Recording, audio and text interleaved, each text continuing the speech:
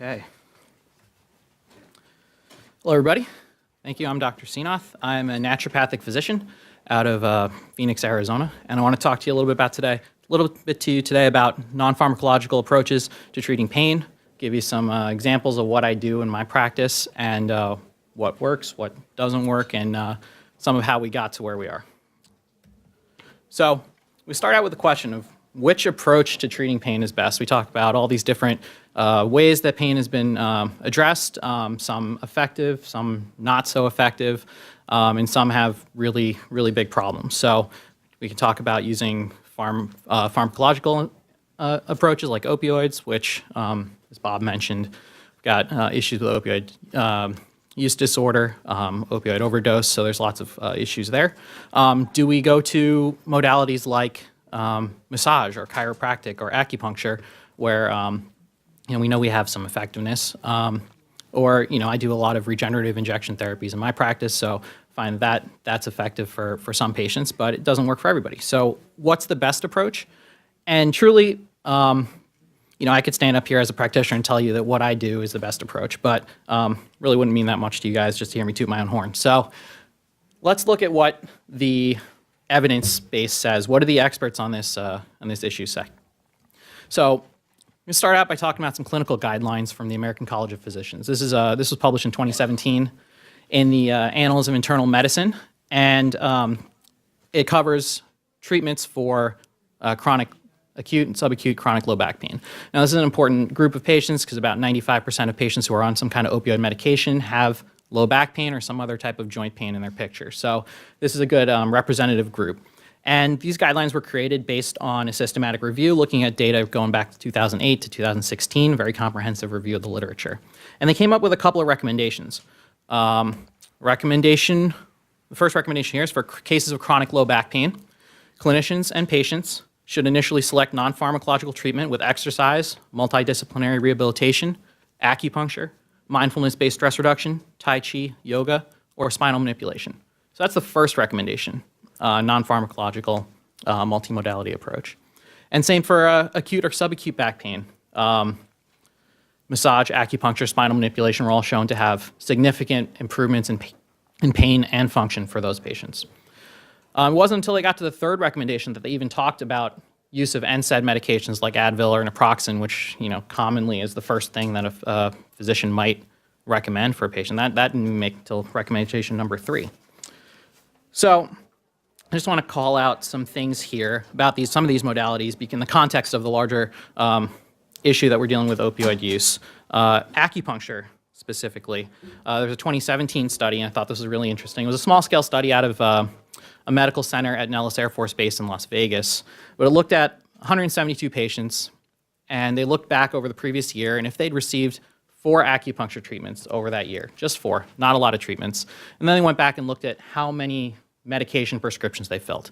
That acupuncture usage was associated with a 45% decrease in opioid prescriptions filled, a 34% decrease in muscle relaxants, 42% fewer use of NSAIDs, and 14% less use of benzodiazepines. So medication usage across the board decreased greatly with just simple 4 acupuncture treatments in a year. A similar study was done with spinal manipulation and chiropractic care, and this was done in New Hampshire. This was published in 2018. 13,000 patients were looked at, and the difference between these two groups was did they receive chiropractic care. If they got care twice in a 90-day window, those folks who got chiropractic care filled 55% fewer opioid prescriptions than people who did not receive chiropractic care. So in the context of this issue with the opioids, these modalities, these treatments are really impactful and can make a big difference. So this is the American College of Physicians. How about governmental agencies? So I looked at the VA and the Department of Defense. This is a clinical practice guideline that came out 2 years ago, 2017, for treating low back pain. And the recommendations here include a lot of the same things. Talk about psychosocial factors being identified in initial patient intake, treatment with mindfulness-based stress reduction, having the clinicians direct the patients to do exercises for their condition, spinal manipulation, acupuncture, yoga, Pilates, Tai Chi, and so on. These are all strong recommendations out of this report, and the VA is now implementing these treatments for all of their patients in the system. Interestingly, the report also gave strong recommendations against the use of benzodiazepines, steroids, or long-term opioid therapy, or initiating long-term opioid therapy in new patients. So that's what the VA and the DoD are saying. And what are the experts saying in my home state of Arizona? Last year in Arizona, our collaboration between the Department of Health Services, clinicians, and educators, we built a set of opioid prescribing guidelines to address chronic pain. And again, first-line recommendations, I sound like a broken record up here, but here they are. Self-management strategies, non-pharmacological treatments, including acupuncture, spinal manipulation, and interdisciplinary care. So large physicians groups, the federal level, the state level, we're all kind of in agreement here. So where do we go with that information? In 2015, my college, at Southwest College of Naturopathic Medicine, in collaboration with the Samueli Institute, joined the Chronic Pain Breakthrough Collaborative. And this was an effort with representatives from several large organizations, some of the naturopathic colleges in the country, SCNM, Bastyr, University of Bridgeport. We had representatives from Walter Reed Medical Center, and it was under the leadership of some big names like Eric Schoonmaker, retired Lieutenant General of the U.S. Army and Surgeon General of the Army. So they had a year-long endeavor to improve person-centered integrative care for chronic pain patients. And the findings of this led SCNM to create an integrative clinic which would combine conventional medicine and integrative approaches using the naturopathic therapeutic order as a conceptual framework. So that's currently the clinic where I see my patients, the Neil Reardon Center for Regenerative Medicine. Also, more recently in 2018, another thing coming out of my state of Arizona, all of the medical training programs in the state, MD, DOs, nurse practitioners and PAs, along with naturopathic colleges and dental schools and veterinary schools as well, came together with representatives from the curriculums for each of those schools and built a pain and addiction curriculum to be taught in those programs. So physicians who historically have very little training in pain are now going to have a more comprehensive curriculum to learn how to do that. And the curriculum emphasizes team-based approaches. So new physicians will start right out of the gate knowing how to work together with their colleagues to collaborate and help patients in this collaborative way. Okay, so what is a naturopathic physician? So I did say at the start, for those of you who are not familiar with naturopathic medicine at all, it's a system that works to diagnose, treat, and prevent acute and chronic illness. We aim to restore and establish optimal health and do that by supporting a person's inherent self-healing process. So how do we do that? With a variety of methods or modalities, and these treatment plans are personalized for each of our patients. We individualize the care. So I talked about the therapeutic framework of therapeutic order, so I want to show you that, what that looks like for a naturopath when we're deciding how to approach a case or how to work with a patient. So there's an example here that there are many different aspects of this. They all kind of center around the diagnosis of the patient, what the case is, but we can use these modalities for many of these different areas, ranging from therapeutic lifestyle changes or treatments that directly address that self-healing process, or the vis medicatrix insura, as we call it. There are treatments that address, that tonify systems or organs. We may need to do interventions to deal with structural integrity, and then addressing pathology or removing pathology. So this may be seen as how we decide what therapies are indicated for the patient at what time. So a lot of the modalities that you hear about today fall in this order, so things using diet or exercise,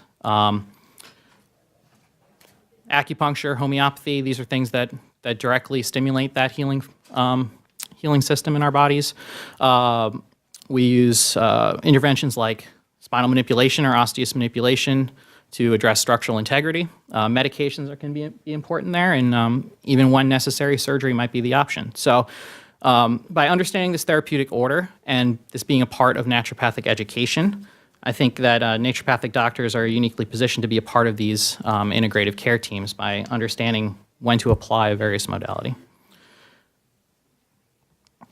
So based on this therapeutic order, we've built an interdisciplinary team at Southwest College of Naturopathic Medicine in our Regenerative Medicine Center. We've got physicians from multiple different backgrounds and trainings, so I put their credentials in different colors up there so you can kind of see the coalition we have going on. We've got dietitians, nutritionists, several naturopathic physicians. We have an MD who does anesthesia and interventional pain management. We have 2 acupuncturists on our staff. And in the past, we have had chiropractors on board with our team as well. So a patient may come in to see one of our providers. For example, we've had very recently, just last week actually, we had a patient come in with very severe postherpetic neuralgia that was preventing him from being able to work. He was in 8 to 10 out of 10 pain every day. Came in to see our interventional pain management specialist for some injections, who then recognized that this patient's pain and put him into a place where he was unable to really take care of himself. So those self-care strategies we talked about, he was not paying attention to his diet or to movement or exercise because he was his function was so limited. So he sent him over to see us, a naturopathic team, to go over that stuff. And we also saw that there was an element of depression because he'd been in this state for a long time. So he worked with another one of our naturopaths who does some mind-body medicine, was able to do some work with some mindfulness-based stress reduction. So this is the sort of approach that we can take when, as one provider, you may feel overwhelmed of like, how as a physician am I going to be able to do all of these things? And the real answer is to have a team to do it with you.